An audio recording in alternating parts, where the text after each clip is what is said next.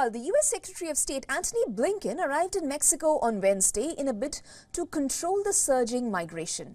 Blinken held talks with the Mexican President Andrés Manuel López Obrador. Growing migration continues to cause chaos on their shared border. Now, the high-level talks were tabled as the 2024 presidential polls loom over the U.S. President Joe Biden's head. Now, Wednesday meeting was followed by a phone call between the two presidents over the need to address border security. The trip comes as the Republican Party has called on President Joe Biden to crack down on the migration numbers.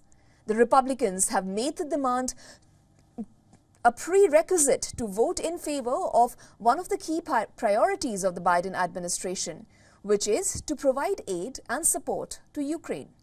The meeting comes as a fresh wave of up to 15,000 migrants are set to hit base in the already brimming US-Mexico border.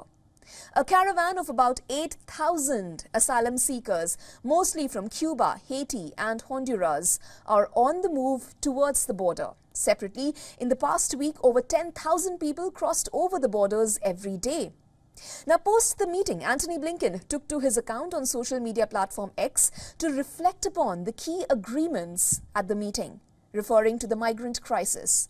The Secretary of State said that the two countries are, quote-unquote, committed to partner over shared challenges. While the Mexican president has agreed to reduce the scores of people who cross over from Mexico, he pressed for understanding the root cause of migration. He has asked the United States to give financial aid to the lagging Latin American nations where people are forced to flee to look out for better opportunities.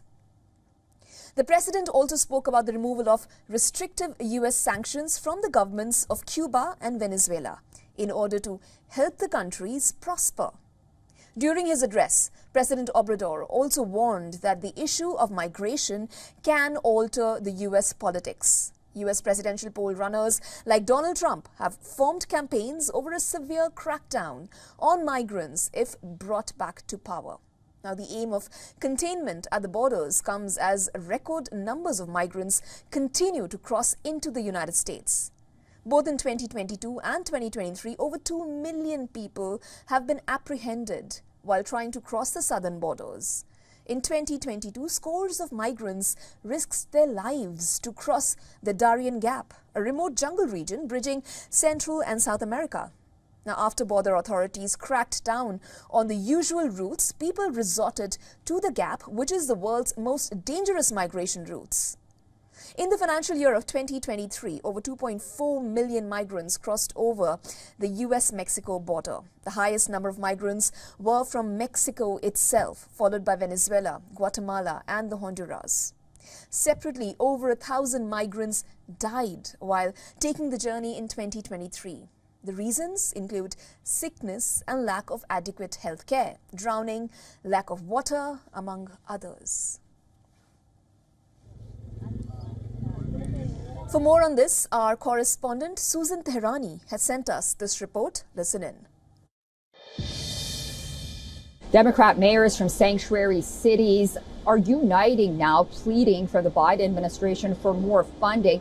Mayors from Chicago, New York, and Denver held a virtual meeting on Wednesday, basically talking about how they're doing everything they can. They also blamed Texas Governor Greg Abbott for sending migrants to their cities. Abbott, for his part, says that he will continue to send charter flights and buses to these sanctuary Democrat cities until President Biden does his job in securing the border. Meanwhile, Mayor Eric Adams of New York admitted that he hasn't been able to have a face-to-face meeting with President Biden since last year to talk about the migrant crisis here in New York.